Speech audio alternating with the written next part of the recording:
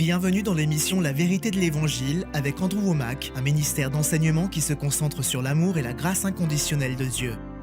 Nous avons une meilleure alliance fondée sur de meilleures promesses et nous avons accès à une meilleure relation avec Dieu.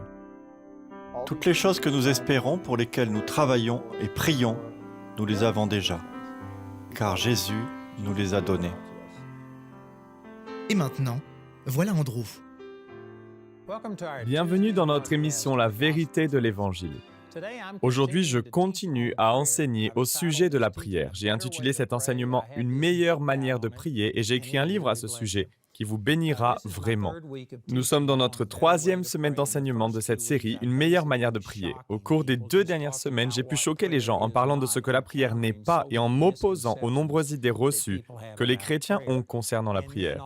Puis dans l'émission précédente, j'ai parlé de ce qu'est la prière. Et en substance, j'ai essayé de démontrer que le but premier de la prière est la communion, la relation avec Dieu.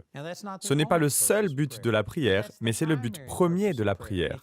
Si vous comprenez mal le but ou l'objectif de la prière, vous en arriverez au point où à chaque fois que vous vous présentez devant Dieu, vous pensez devoir faire tout un tas de simagrées.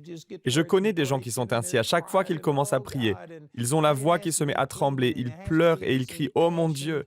Ils pensent devoir implorer Dieu et paraître extrêmement passionnés.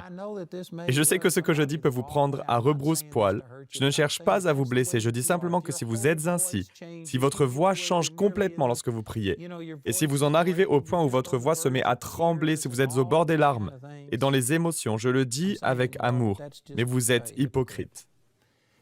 Il se peut qu'il y ait des moments où vous ressentiez réellement de telles émotions et où il serait approprié de réagir ainsi. Et le point que je veux souligner, c'est que la prière devrait être la recherche de la communion, de la relation, tout simplement. Si vous venez me parler, par exemple, comment allez-vous me parler? Allez-vous commencer à utiliser un vieux français? Est-ce que vous allez vous adresser à moi avec un langage que vous n'utilisez pas dans la vie de tous les jours? Si ce n'est pas ainsi que vous agiriez à mon égard, pourquoi le feriez-vous avec Dieu? Il existe tellement de traditions religieuses, et je vous le dis, nous avons modelé notre prière en fonction de ces traditions, et je ne crois pas que cela nous rapproche vraiment de Dieu. Je pense que j'ai déjà utilisé cet exemple dans une de mes émissions précédentes, mais cela vaut vraiment la peine de le répéter. Lorsque j'ai commencé à rechercher le Seigneur, je savais que j'avais besoin de passer du temps avec lui, car avant cela, je faisais ma vie comme je l'entendais. Aujourd'hui, j'ai pris conscience de Dieu et j'ai pris conscience que je passais à côté de beaucoup de choses. Ainsi, j'ai fait de la prière une discipline. Si vous vous disciplinez à prier 1 heure ou 2 par jour, ou peu importe, si c'est dans le but de vous discipliner, alors je pense que c'est bien. En revanche, si vous le faites pour dire « Mon Dieu, j'ai besoin que tu fasses quelque chose pour moi », alors je vais prier 1 heure et cela te rendra redevable envers moi. Tu vas devoir agir dans ma vie parce que j'ai prié pendant longtemps et que j'ai fait ceci ou cela.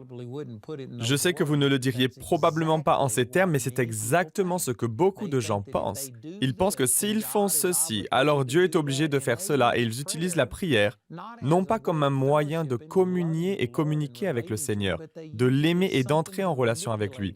Ils l'utilisent comme un moyen de le manipuler, de faire pression comme un levier et de faire agir Dieu. Ils veulent faire agir Dieu par leur prière. Et c'est une mauvaise attitude. C'est une erreur. Ce n'est pas le but de la prière. Je crois que le but premier de la prière est simplement d'entretenir la relation et la communion avec Dieu. Elle permet simplement d'apprendre à le connaître, d'être en sa présence, de l'écouter. Et il vous écoute également. C'est une conversation. Il faut que ce soit une conversation à double sens. Et malheureusement, pour de nombreuses personnes, la prière est devenue un acte religieux. C'est ainsi qu'au début, j'ai commencé à me discipliner. Et ce n'était pas facile. Je me souviens de la première fois où je me suis dit que j'allais prier 1 heure. J'ai prié pendant un long moment et je pensais que je devais avoir fait au moins une demi-heure.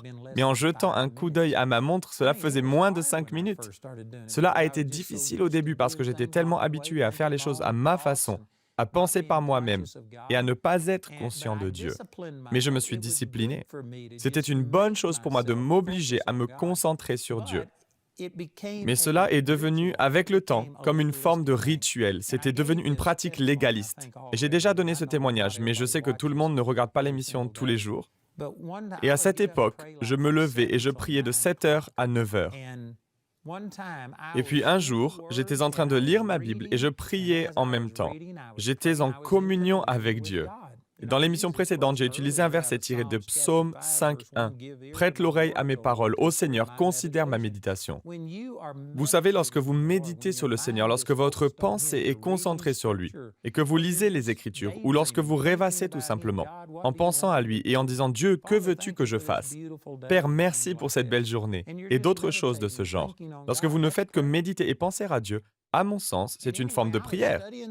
Et quoi qu'il en soit, j'étais en train d'étudier la parole et Dieu me parlait et j'en retirais des choses extraordinaires. Et j'ai regardé ma montre et il était peut-être 7h moins le quart ou quelque chose comme ça. Et je savais que bientôt j'allais devoir consacrer 2 heures à la prière. Et lorsque j'ai réalisé cela, j'ai pensé, Dieu, je sais que tu sais ce à quoi je pense, alors autant te le dire. Et j'ai ajouté, Père, je suis désolé, mais je redoute ces 2 heures de prière. À partir de 6h45, je commence à le redouter. Et le Seigneur m'a répondu et m'a dit, ne t'inquiète pas, Andrew, je commence moi-même à le redouter dès 6h30. C'est alors que j'ai réalisé que Dieu ne prenait pas plaisir à cela non plus. Je n'appréciais pas ce pseudo-temps de prière. Alors je me suis dit, si Dieu ne l'apprécie pas et que je ne l'apprécie pas, pourquoi le faire? Du coup, j'ai cessé de me forcer à prier pendant un temps bien déterminé. Je répète, dans un certain cas, il peut y avoir un avantage à se chronométrer et à se forcer, à se discipliner pour garder ses pensées sur le Seigneur et ne pas aller ailleurs ou faire quoi que ce soit d'autre. Cela pourrait être quelque chose que vous faites pendant un temps pour vous aider à vous discipliner, mais ce n'est certainement pas ce qu'est la prière. La prière n'est pas simplement le fait de passer un certain temps à parcourir votre liste de prières et à faire toutes ces choses. Il s'agit de communion. Il s'agit d'une relation avec Dieu. Certaines personnes appellent cela la prière conversationnelle. On parle simplement à Dieu. Vous parlez à Dieu comme vous me parlez à moi, mais avec beaucoup plus de révérence, de respect peut-être, de foi et tout le reste. Mais vous ne changez pas de personnalité. Vous ne vous mettez pas à parler en vieux français. Vous parlez simplement à Dieu. Et en effet, que dit le passage dans 1 Thessaloniciens chapitre 5 ? Priez sans cesse. Je pense qu'il y a 2 façons d'interpréter cela. La première est qu'une fois que vous avez prié pour quelque chose et que vous avez exprimé votre foi en disant « Père, tu as pourvu à cela et donc je le reçois au nom de Jésus ». Je ne crois pas que vous puissiez revenir sur cette prière. Vous ne pouvez pas l'annuler. Vous ne pouvez pas vous opposer à elle. Vous priez et vous n'abandonnez pas jusqu'à ce que vous voyiez la manifestation de ce que Dieu vous a promis. C'est une façon d'interpréter le passage qui dit « prier sans cesse ». Une autre façon de l'interpréter est de savoir que vous ne pouvez pas prier 24 heures sur 24, mais que vous pouvez cependant méditer, être en communion avec le Seigneur dans votre cœur 24 heures sur 24. Il se peut que 24 heures sur 24 soit un peu excessif, mais la nuit dernière, pendant que je dormais, je rêvais que je parlais au Seigneur. Le Seigneur me parlait. Et je lui parlais en retour. Et quand je dors, je pense constamment au Seigneur. Et quand je suis éveillé, je ne fais jamais rien sans penser au Seigneur. Je suis constamment en communion avec lui, ainsi je pense que c'est une autre façon d'interpréter ce passage, prier sans cesse. Cependant, je ne crois pas qu'il soit possible de vivre ces moments particuliers où on s'enferme, où on se met à genoux et où on déverse son cœur à Dieu, les mains levées et les yeux fermés, dans une certaine attitude 24 heures sur 24. Vous ne pouvez pas faire cela pendant que vous conduisez. J'espère que vous gardez les yeux ouverts en conduisant et que vous ne pensez pas à autre chose. Vous devez rester concentré sur la conduite. Je ne dis pas que vous ne pouvez pas méditer. Je dis que vous ne pouvez pas être dans cette attitude de prière intense tout le temps. Toutefois, si vous considérez la prière comme une simple relation avec Dieu, une communion avec lui, en vous focalisant sur lui, en l'écoutant, en pensant à lui et en partageant avec lui ce que vous pensez et les questions que vous vous posez, alors vous serez en mesure de prier sans cesse. Et je crois que c'est l'une des manières principales dont nous devons prier. J'ai déjà partagé certaines de ces choses. Je ne vais pas revenir sur tout cela, mais je rencontre des gens qui se focalisent sur le fait qu'il faut prier 1 heure par jour. Et ils me demandent combien d'heures passez-vous dans la prière. Chaque fois que j'entends cette question, le Seigneur me parle et me dit combien d'heures as-tu passé avec Jamie amie hier. Et je lui dis, j'ai passé toute la journée avec elle. Nous étions ensemble toute la journée. Et combien de temps avez-vous passé à discuter? Je ne sais pas, il serait difficile pour moi de le résumer. J'ai aussi fait autre chose. Je n'étais pas simplement là à lui parler et à converser tout le temps, mais nous étions ensemble toute la journée. Parfois même sans avoir à se parler. Nous nous sommes assis et avons lu ou quelque chose comme ça, mais nous étions conscients l'un de l'autre. Si elle avait besoin de quoi que ce soit ou de me dire quoi que ce soit, j'étais à l'écoute. Je pense que si vous dites « je passe 1 heure par jour à prier », alors je pense que vous avez une vie de prière désastreuse. Parce que Dieu est avec vous 24 heures sur 24 et pourtant vous n'avez qu'1 heure à lui consacrer. Je soupçonne également que pendant cette heure, vous avez votre liste de prières que vous parcourez. Vous faites un monologue, vous répétez à Dieu toutes vos demandes. Vous le suppliez et l'implorez pour des choses qu'il a déjà accomplies. Il n'y a pas beaucoup d'interaction et d'influence de Dieu sur votre cœur. Et vous appelez cela une très bonne vie de prière. Vous pouvez avoir une personne qui ne passe pas du tout de temps enfermée dans sa chambre, à se forcer à prier avec son chronomètre, à s'imposer tout un tas de règles. Cependant, il est en phase avec le Seigneur. Il garde ses pensées sur le Seigneur. Il l'écoute. Il lui répond et il est avec lui toute la journée. À mon avis, cette personne a une bien meilleure relation avec Dieu. J'applique ce principe à ma relation avec ma femme. Il nous arrive d'avoir des différends. Ma femme et moi nous entendons très bien, mais il nous arrive d'être en désaccord sur certaines choses et de devoir nous asseoir pour en parler, en nous regardant droit dans les yeux. Et c'est intense. Ces moments-là existent. Il y a d'autres moments où l'on rigole et où l'on fait la conversation. Il y a toutes sortes de façons différentes de communiquer. Vous savez, une des choses qui m'a vraiment béni quand Jamie et moi avons commencé à nous fréquenter, c'est que j'avais l'impression de devoir divertir toutes les filles avec qui j'étais sorti jusqu'alors. Je pensais que s'il y avait un moment de silence dans la conversation, c'était une chose négative. Mais avec Jamie, nous étions tellement détendus en présence l'un de l'autre. Nous ne faisions qu'un, au point que nous pouvions conduire quelque part sans parler pendant 1 heure et passer un moment merveilleux, rien qu'en étant l'un avec l'autre, en nous asseyant l'un à côté de l'autre, en nous regardant l'un l'autre. Nous n'avions pas besoin de parler, nous n'avions pas à faire des choses hors du commun. Et je n'avais pas à la divertir. Et quand j'ai constaté cela, je me suis dit, c'est tellement différent de toutes les relations amoureuses que j'ai pu avoir au préalable. C'est alors que je me suis dit, je crois que c'est Dieu. Il désire qu'on soit ensemble. Il y avait une vraie unité. Je pourrais passer beaucoup de temps à parler de cela, mais je crois que c'est le genre de choses que Dieu désire pour nous. Il vous désire. Il veut une relation avec vous. Il veut être en communion avec vous. Mais nous avons transformé la prière en quelque chose qui ressemble à un chariot d'épicerie, où il suffit de se balader dans les rayons du ciel en disant « je veux, donne-moi, donne-moi, donne-moi ceci, donne-moi cela, j'en veux plus ». Vous êtes constamment en train de lui quémander des choses, en train de vous concentrer sur vos besoins. Là encore, cela nous ramène à la logique que j'utilisais dans la dernière émission. Adam et Ève n'avaient rien pour lequel adresser des requêtes, ils n'avaient rien à demander ou pas de sujet pour lesquels intercéder, ils n'avaient personne à réprimander ou à lier, ils n'avaient aucun besoin. Et pourtant, ils rencontraient Dieu au moment de la brise du soir. Et pourquoi Dieu les a-t-il créés? Il est dit dans Apocalypse 4, 11, « C'est par ta volonté qu'elles ont été créées et qu'elles existent. » Ce qui signifie que le but initial de Dieu et ce qu'il attend toujours de vous, c'est simplement une relation.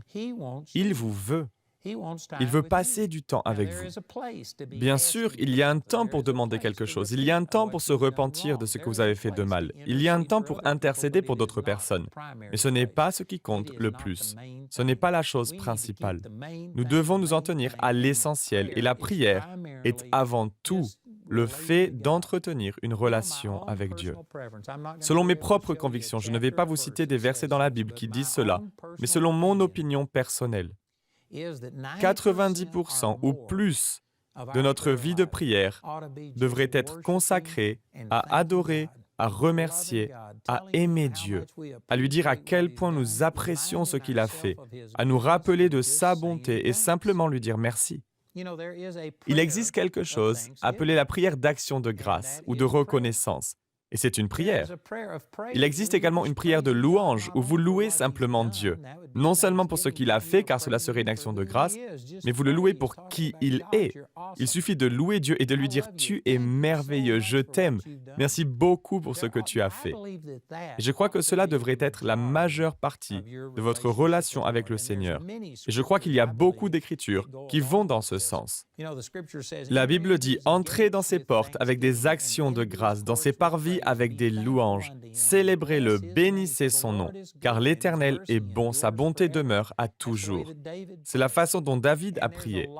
Aussi, il y a beaucoup de prières qui mettent l'accent sur le fait de dire « Louez Dieu dans son sanctuaire, louez-le avec le luth et la harpe, louez-le avec le tambourin et avec des danses ». Il y a tellement d'écritures qui parlent de la louange et de la façon dont on entre dans la présence de Dieu, ce qui est le but même de la prière.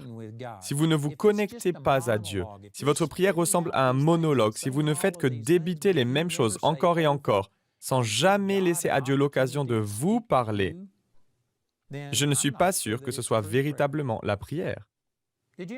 Saviez-vous que les musulmans, les bouddhistes et les hindous prient? Tous les peuples du monde prient. Et pourtant, je peux vous garantir qu'ils ne sont pas tous en contact avec le Seigneur et je suis conscient que cela peut offenser certaines personnes. Mais Jésus a dit « Aucun homme ne vient vers le Père, faisant référence à Dieu, que par moi. Je suis le chemin, la vérité et la vie. Aucun homme, aucune religion, aucun hindou, aucun bouddhiste, aucun musulman. Personne ne peut s'approcher de Dieu autrement qu'en passant par Jésus. Si vous pratiquez ces rituels, et peu importe si vous posez un tapis et priez vers la Mecque 5 fois par jour, si vous ne le faites pas au nom de Jésus, vous ne vous connectez pas à Dieu. Il y a également des chrétiens religieux qui, même s'ils sont nés de nouveau, ne sont pas plus connectés à Dieu que la personne qui prie vers la Mecque 5 fois par jour, parce qu'ils n'en font qu'à leur tête. Ils suivent leurs propres rituels et il n'y a pas d'interaction avec Jésus. Vous devez avoir une relation avec Dieu. Tout est question de relation avec Dieu. Récemment, un homme est venu à notre école biblique. Il a un ministère et l'un des thèmes sur lesquels il se focalise et se spécialise, c'est la prière. Je ne suis pas contre cela. Il a des salles de prière. La prière est encouragée et pratiquée 24 heures sur 24. Cet homme m'a parlé de la façon dont il se discipline et du temps qu'il passe dans la prière tous les jours. Je ne le connais pas suffisamment bien pour dire si c'est bien ou mal. En revanche, je peux vous dire que beaucoup de gens s'imposent toutes ces règles. Et pourtant, cela ne semble pas les aider ni impacter leur vie. Un jour, une femme avait assisté à l'une de mes réunions. Et ce jour-là, nous chantions, c'était avant mes débuts à la télévision, Jamie dirigeait la louange et l'adoration, et j'étais à l'arrière à m'occuper du son. Et cette femme ne savait pas qui j'étais, car je ne passais qu'à la radio à cette époque-là. Elle ne savait pas qui j'étais. Elle ne connaissait pas mon visage, elle se tenait juste en face de moi, les mains en l'air. Elle essayait de louer Dieu, mais il y avait une petite fille à côté d'elle qui tirait sur sa jupe et disait « Maman, maman ». Et la femme l'ignorait, mais finalement la petite fille a pu attirer son attention et a répété « Maman ». Alors qu'elle continuait à tirer sur sa jupe, cette femme s'est retournée et l'a giflée en plein visage et lui a dit « Tais-toi, gamine, tu ne vois pas que je suis en train d'adorer Dieu ?» Et elle s'est remise à lever les mains et louer Dieu. Et vous savez quoi? Elle n'était pas en communion avec Dieu. Si vous étiez en harmonie, en phase avec Dieu, vous ne vous seriez pas retourné pour gifler votre enfant en lui disant « Tais-toi, gamine, je suis en train d'adorer Dieu ». Certaines personnes pratiquent leur dévotion, leur rituel, et ensuite, lorsqu'elles sortent de leur temps de dévotion, elles sont méchantes comme une teigne. Elles mentent et ne représentent pas du tout le Seigneur. Et croyez-moi, ce n'est pas agréable à Dieu. Ce n'est pas ce que Dieu veut, et cela concerne tellement de gens et de religions.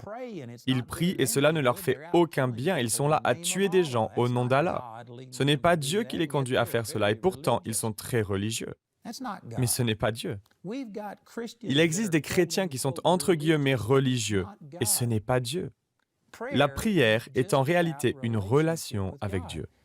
Je le répète, il arrive parfois que vous ayez à vous imposer une discipline et à vous forcer à fixer et focaliser vos pensées sur les choses du Seigneur.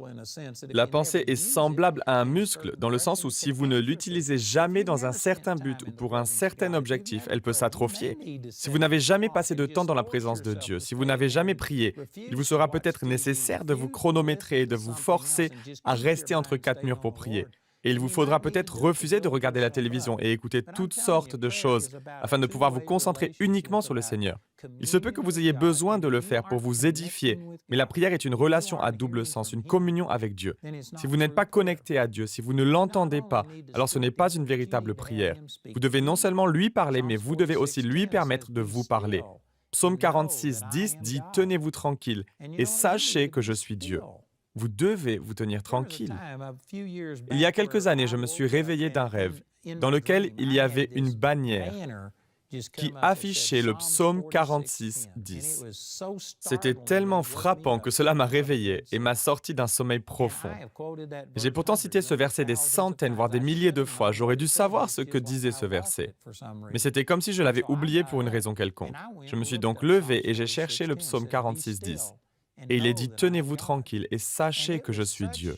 Et cela m'avait tellement marqué que ce jour-là, j'avais décidé de me tenir absolument tranquille pendant un certain temps. Et je ne crois pas que cela signifie qu'il ne faut pas bouger ou qu'il faut l'appliquer à la lettre. Je crois plutôt qu'il peut s'agir de se retirer de ses activités quotidiennes et de se concentrer sur le Seigneur. On peut l'interpréter de bien des façons, mais cependant, pour m'assurer que j'avais bien compris ce message, je suis sorti, c'était en été. Je me suis installé sur ma terrasse et je suis resté assis, sans bouger, à l'exception de mes globes oculaires, pendant plus d'1 heure.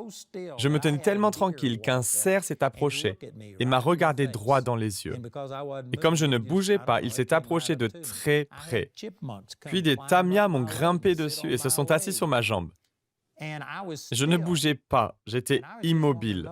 Je voulais simplement comprendre ce passage. Tenez-vous tranquille et sachez que je suis Dieu. Et en étant tranquille et immobile, je suis tout d'un coup devenu sensible au bruit du vent qui soufflait dans les arbres. Le vent souffle dans mes arbres tout le temps, mais j'étais trop occupé pour vraiment le remarquer ou y prêter attention. J'ai pu observer ces tamias et ce cerf, j'ai entendu les oiseaux voler au-dessus de moi, j'ai pu entendre le battement de leurs ailes. Je suppose que tout cela a toujours été à ma disposition. Je ne tendais tout simplement pas l'oreille à ces choses-là.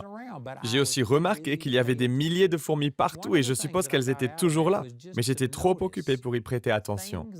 L'une des conclusions que j'en ai tirées, c'est que je pouvais observer et entendre des bruits et des animaux qui étaient là tout le temps et que j'étais tellement occupé à faire autre chose que je n'y prêtais pas attention.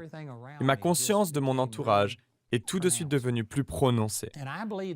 Et dans la prière, je crois qu'il y a des moments où il est nécessaire de se poser et d'écouter, au lieu de parler sans cesse. Ce n'est plus une conversation, c'est un monologue, nous ne faisons que parler et Dieu ne peut pas placer un mot. Parfois, vous devez simplement vous asseoir en fixant vos regards sur le Seigneur, ne rien dire et écouter, découvrez ce qu'il veut vous dire. Je crois que c'est une forme de prière, je crois que parfois nous devons simplement nous asseoir, nous vider la tête et nous focaliser sur le Seigneur uniquement. Dieu, qu'est-ce que tu veux me dire? Me voici. Dans Acte 9, le Seigneur dit « Ananias ». Et Ananias répondit « Me voici, Seigneur ». La plupart d'entre vous n'ont probablement pas souligné ce passage dans vos Bibles, mais Dieu m'a parlé et m'a dit « Andrew, j'ai essayé de te parler de nombreuses fois, mais tu n'étais pas là. Tu étais ailleurs.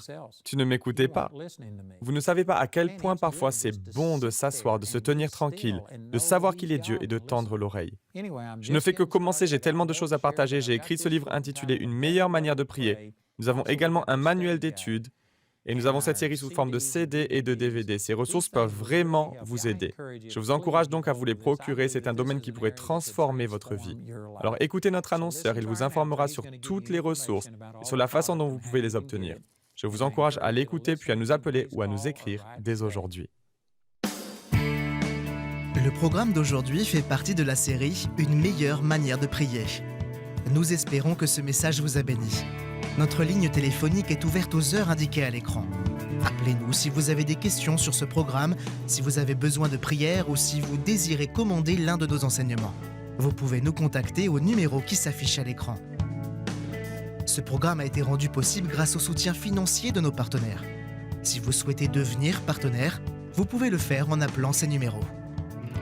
Si vous souhaitez vous procurer nos ressources, vous pouvez le faire en vous rendant sur notre site awmi.fr. Nous envoyons nos colis dans toute la francophonie. Vous pouvez aussi opter pour les fichiers audio MP3 et vidéo MP4 sur clé USB.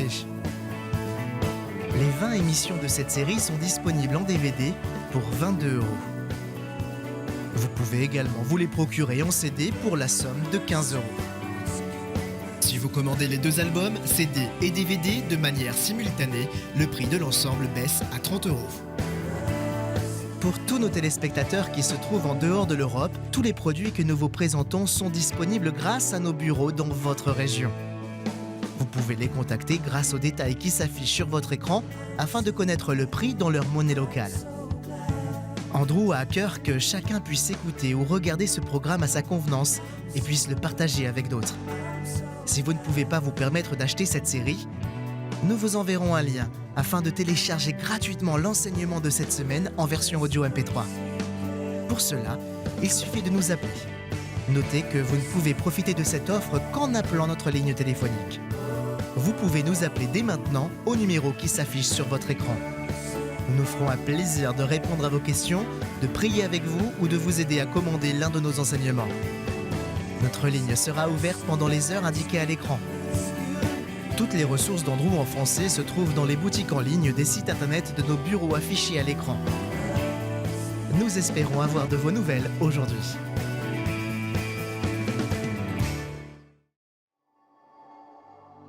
Vous avez été créé dans un but précis, qui a été inscrit dans le cœur de Dieu, bien avant votre naissance. Il vous appelle à le découvrir. Vous êtes né pour un temps comme celui-ci, pour être un disciple, pour tourner le dos au monde et suivre Dieu. Vous avez été créé avec une destinée que vous seul pouvez accomplir et réaliser. Allez donc, faites de toutes les nations des disciples. Baptisez-les au nom du Père, du Fils et du Saint-Esprit, et enseignez-leur à mettre en pratique tout ce que je vous ai prescrit. Et moi, je suis avec vous tous les jours, jusqu'à la fin du monde. Nous voulons vous aider à connaître Dieu, à faire l'expérience de son amour inconditionnel. Nous voulons vous équiper et vous donner les moyens d'être quelqu'un qui change le monde. Bonjour, je suis Andrew Mack et je voudrais vous informer que nous avons maintenant une école biblique Charis à Nice, en France. Elle fonctionne sous le système hybride, c'est-à-dire que les étudiants se réunissent quelques samedis dans l'année. Mais nous avons dorénavant aussi des cours par correspondance. Pour certains d'entre vous, le fait de vous déplacer ne serait-ce qu'un samedi par mois est impossible. Si c'est votre cas, nous avons une solution et il vous est toujours possible de suivre les cours grâce à l'école biblique Charis en ligne. Notre cursus par correspondance a maintenant été traduit en français et ainsi, où que vous soyez géographiquement, vous pourrez bénéficier des cours de notre école biblique. Je peux vous garantir que la chose la plus importante que vous puissiez faire dans votre vie, c'est de prendre la parole de Dieu et la semer dans votre cœur. C'est la semence qui fait pousser tout le reste dans le royaume de Dieu. Dieu a dit, c'était dans l'Ancien Testament, mais cela nous concerne aussi aujourd'hui. Il a dit que son peuple était détruit par manque de connaissance. Le manque de compréhension de la parole de Dieu est à la racine de tous nos problèmes. Nous avons donc rendu notre cursus disponible. Et si vous n'êtes pas en mesure de vous déplacer à Nice, en France, là où se trouve notre école biblique, il vous sera malgré tout possible de suivre nos cours en français par l'intermédiaire de notre école biblique Charis par correspondance. Les informations à ce sujet vont s'afficher à l'écran et je vous encourage à vous renseigner et à envisager de faire le pas de devenir étudiant de notre école biblique Charis.